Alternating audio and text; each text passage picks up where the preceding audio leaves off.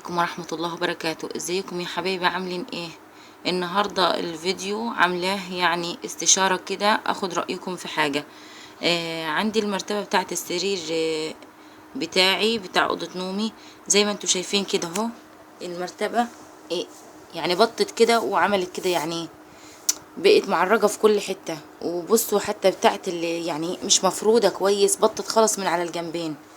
انا حشت كل الملايات السرير من عليها علشان ايه؟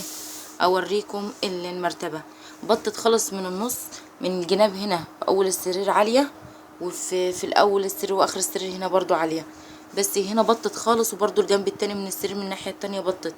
نوع المرتبة دي سوفت، وضمنها 10 سنين. هي ليها عندي حوالي سنتين كده، فمش عارفة انا حلها ايه دي بصراحة. هل دي فعلا ان انا ممكن اشوف شهادة الضمان واتصل بالارقام اللي فيها، واشوف مثلا هل هي دي هيعملوا ايه فيها، ولا هتستبدل، ولا اعمل ايه فيها بالظبط؟ لاني بصوا بطت جامد من الجناب، ويا دوبك سنتين، ويا دوبك سنتين بس. وهي المرتبة دي وش صيفي ووش شتوي. انا قلبها على الوش الصيفي، لان ايه، هي الوش اللي الشتوي زي اللي ليها كده طبقة كده بلاستر، ف بتعمل حرارة شديدة جدا. فمش عارفة، قولوا لي يا جماعة ايه رأيكم فيها. هنا انا كنت مقصقصة، كنت مظبط العباية بتاعت حماتي، كانت جايبة عباية خروج، فظبطتها لها كده، قصت الجزء ده منها وظبطتها لها على المكنة. فكانت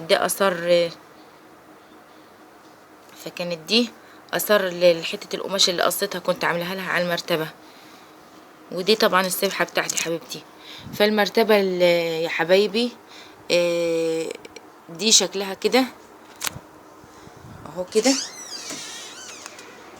فيا حبايبي قولوا لي ايه رايكم، هل ليها حل المرتبه كده؟ ان البط بتاعها ده ان اتبطت خالص من الجنبين دول، الجنب ده والجنب التاني من السرير،